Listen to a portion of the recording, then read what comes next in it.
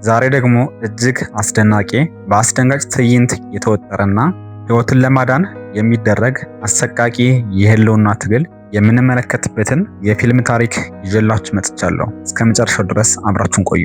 ታሪካችን የሚጀምረው ከብሔራዊ የአውሎ ነፋስ ማዕበል ማዕከል በሚሰጥ የአስቸኳይ ጊዜ ማስታወቂያ ነው። ሃሪ የተባለው አውሎ ነፋስ ባለፉት 24 ሰዓት ውስጥ ወደ ካታጎሪ 2 አውሎ ነፋስነት በማደግ የምስራቁን የባህር ዳርቻ እየደበደበ ይገኛል። የአኒቬል ከተማ ከንቲባ ቤን ሆንጋን ነዋሪዎች በአስቸኳይ አካባቢውን ለቀው እንዲወጡ ያስጠነቅቃሉ። በዚች ከተማ ውስጥ የምትኖርም ዳኮታ የምትባል አንዲት ወጣትም አለች። ዳኮታ አግሮፎቢያ ወይም በውጭ ክፍት ቦታ የመፍራት ከባድ ስነ ልቦናዊ ህመም ይኖርባታል። እናቷም በቅርቡ ስለሞተች ያንን አሳዛኝ ሁኔታ መርሳት ስላቃታት ከቤት ውስጥ ወጥታ አታውቅም። ለምግብ ትዕዛዝም ወደምትወደው ምግብ ቤት ብትደውልም በከባድ አየር ሁኔታ ምክንያት እየዘጋን ነው ይሏታል። ዳኮታም ፍርሃቷን አሸንፋ ራሷን አስገድዳ ወደ ውጭ ለመውጣት ትሞክራለች።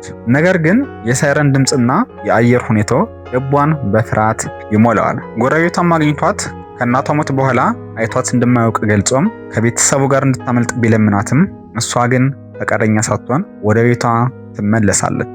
በሌላ በኩል ሮን እና ዊል የተባሉ 3 ወንድማማቾች በዝናብና ውሃ ውስጥ ሲጫወቱ እንመለከታለን። ነገር ግን የደስታ ጊዜያቸው አጭር ነበር። አሳዳጊ አባታቸው ቢሊ በቁጣ እየጮኸ ይመጣል።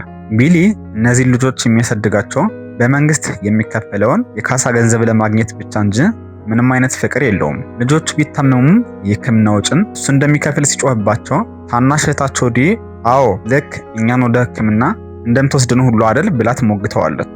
በዚሁ ሰዓትም የ9 ወር ነፍሰ ጡር የሆነችው ሊዛ ከስጋ ፋብሪካ ስራ ወጥታ ወደ መኪናዋ ትገባለች። እናቷም በስልክ ደውላ እርጉዝ ከሆነች በኋላ ከተዋት እጮኛዋ ጋር ለመሆን ከኒውዮርክ ወደዚህ መምጣቷ ስህተት እንደነበር ታስታውሳታለች። ሊዛም በነገሩ ተበሳጭታ ስለሱ ማውራት እንደማትፈልግ ትነግራታለች። እናቷም ለምን ከተማውን ጥላ እንዳልወጣች ስትጠይቃት አሰሪዋ አስገድዶ እንዳስቀራት ገልጻ ለመውጣት ስትሞክር ግን መንገዶች በጎርፍ መዘጋታቸውን ትሰማለች። በሌላ በኩል የባህር ሕይወት ተመራማሪው ዶክተር ዴል እና ባልደረባው ብሪያን ስለ አውሎ ነፋሱ ሁኔታም ይወያያሉ። ዴል እንደሚናገረውም ከፔርሙዳ በስተደቡብ የሚገኙት አደገኛ የቡል ሻርኮች ከአውሎ ነፋሱ ለማምለጥ ወደ ሰሜኑ እየተንቀሳቀሱ ነው። ይህ ማለትም አውሎ ነፋሱ ሻርኮችን ቀጥታ ወደ ከተማዋ እየነዳቸው ነው። ዴልም ወዲያውኑ ወደ እህቱ ልጅ ወደ ሆነችው ዳኮታም ይደውላል።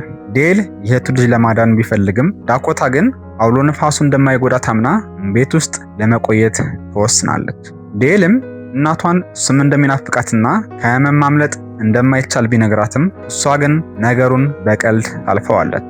ብዙም ሳይቆይ አውሎ ነፋሱ ወደ አስፈሪው ደረጃ ካታጎሪ 5 ያድጋል። የከተማዋ ዋና ግድብ ሌቭም በመሰበሩ ምክንያት አሰቃቂ የባህር ውሃ ወደ አናቤል ከተማ በፍጥነት ይጎርፋል። የመብራት መስመሮችም ይቋረጣሉ። መኪኖች በጎርፍ ይወሰዳሉ። የሊዛ መኪናም በጎርፍ ተወስዶ ከአንድ ትልቅ የዛፍ ቅርንጫፍ ጋር ይጣበቃል። የራሷ የሥራ ባልደረባ ቦብም በጎርፍ ይወሰዳል። በአቅራቢያው በጀልባ የመጡ 2 ሰዎች ሊዛን ለማዳን ሲሞክሩም በውሃ ውስጥ የነበሩ አደገኛ ሻርኮች አንደኛውን ሰው ወደ ታች ስበው ይበሉታል። ሁለተኛውንም ሰውና ቦብን በሻርክ ጥቃት በሊዛ አይን ፊት በሰኮንዶች ውስጥ ይበሏቸዋል። ዳኮታም ከመስኮትና ይህንን አሰቃቂ ሁኔታ ትመለከታለች። ሊዛም ከመኪናዋ ውስጥ ሆና ለእርዳታ ስትጮህ ዳኮታ ሻርኮች እንዳሉ ታስጠነቅቃታለች። ሊዛ ግን ነፍሰ ጡር መሆኗንና ልጇ ከመወለዱ በፊት እንዲሞት እንደማትፈልግ ስትናገር ዳኮታ የውስጥ ፍርሃቷን አሸንፋ ቢላዋ ይዛ ወደ ውሃው ውስጥ ትገባለች። በጣሪያዎቹና ቅርንጫፎቹ ላይም እየዘለለች በመሄድ የዛፉን ቅርንጫፎች ቆርጣ ሊዛን ከመኪናዋ ወጥታ ወደ ቤቷ ታስገባታለች። ይህም በእንዲህ እንዳለ በአሳዳጊው ቢል ቤት ውስጥ ውሃው እስከ ወገብ ይደርሳል። ቢልና ባለቤቱ ራቸል ልጆችን ጥለው የራሳቸውን መኪና አስነስተው ለማምለጥ ወደ ጋራዡ ይሄዳሉ። ነገር ግን ወደ ውስጥ የገቡት ሻርኮች በድንገት ቢልን ያጠቁታል። ራቸልም ወደ ውሃው ውስጥ ትሳባለች። ቢልም ለመሸሽ ሲሞክር በሻርኮች ይበላል። ልጆቹም ይህንን ሲያዩ ታናሽታቸው በቅሬታና በቁጣ አሁን አዲስ አሳዳጊ ወላጆች እናገኛለን ማለት ነው በማለት ጠይቃለች። ልጆቹም ራሳቸውን ለማዳን ወደ ጣሪያው መውጣት እንዳለባቸው ይገነዘባሉ። ነገር ግን ሻርኮቹን ለማስወጣት ማታለያም ያስፈልጋቸዋል። ሮንም በውሃ ወደ ተጥለቀለቀው ቤዝመንት ወርዶ የከብት ስጋና ሳጥን ይዞ ይመጣል።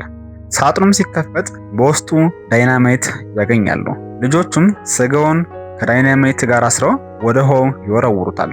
ነገር ግን ሻርኮቹም አልቀረቡም። ዊልም ቀደም ሲል በዶክመንተሪ ያየውን በማስታወስ ንዝረት ሻርኮችን እንደሚስብ ይናገራል። በውሃው ውስጥም ንዝረት ሲፈጠር ሻርኮች ወደ ስጋው ይመጣሉ። ወዲያውንም ዳይናማይቱ ፈንድቶ ሻርኮችን ይበታተናቸዋል። ልጆቹም ሕይወታቸውን ያድናሉ። በዳኮታ ቤት ውስጥ ግን ሁኔታዎች ይበልጥ አደገኛ ይሆናሉ። ሊዛም በከባድ የምጥ ህመም መቃተት ትጀምራለች። ሕፃኑም ከተጠበቀው በላይ በፍጥነት እየመጣ ነው። ዳኮታም የውጭን ጀልባ ለማምለጫ ለማምጣት ታቅዳለች። ነገር ግን ውሃው በሻርኮች የተሞላ ነበር።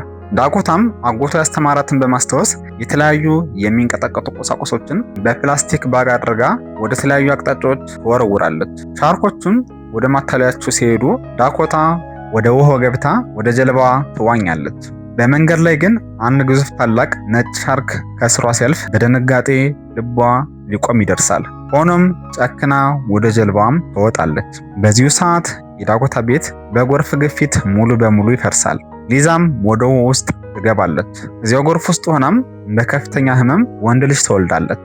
ሊዝ አዲስ የተወለደውን ሕፃን ተንሳፋፊ ሳጥን ላይ ታስቀምጣለች። ሻርኮቹም በደሙ ሽታ ተሰብስበው በዙሪያዋ መዞር ሲጀምሩ የተሳለ እንጨት ይዛ ልጇን ለመከላከል ትታገላለች። ዳኮታም በጀልባው ደርሳ ሕፃኑን ታቅፋለች። ነገር ግን አንድ ሻርክ ጀልባውን መጥቶ ሊገለብጥባት ሲል በመጨረሻም ሰከንድ ዶክተር ዴል በጀልባ ደርሶ የኤሌክትሪክ ሞገድ የሚረጭ መሳሪያ ወደ ውሃው ውስጥ ይወረወራል። የኤሌክትሪክ ሞገዱም ሻርኮቹን ያበሳጫቸዋል፣ ያርቃቸዋልም። ዴልም በፍጥነት ዳኮታና ሊዝን ወደ ጀልባው ስቦ ያወጣቸዋል። ሁሉም ከሞት አፋፍ አምልጠው ሊዛም በደስታ የተወለደውን ልጇን በስልክ ለእናቷ ታሳያታለች። ዴልም ለዳኮታና እናቷ በእሷ ድፍረት በጣም እንደምትኮራ ይነግራታል። ሶስቱም ልጆች ያንን አስፈሪ አሳዳጊና ከተማ ትተው ወደ ፍሎሪዳ አዲስ ህይወት ለመጀመር ይጓዛሉ። ነገር ግን ታሪኩ እዚህ ላይ አላበቃም። ከጥቂት ቀናት በኋላ በካርታው ላይ አዲስ ካታጎሪ 5 አውሎ ንፋስ ወደ አትላንቲክ ባህር ዳርቻ እየገሰገሰ እንደሆነ ይታወቃል። ፊልሙ እዚህ ላይ ፍጻሜውን ያደርጋል። እኛም የዛሬ ፊልም ቅኝታችን እዚህ ላይ ያደረግን። ሳምንት በሌላ የፊልም ቅኝት እስከምንገናኝ መልካም ሳምንት።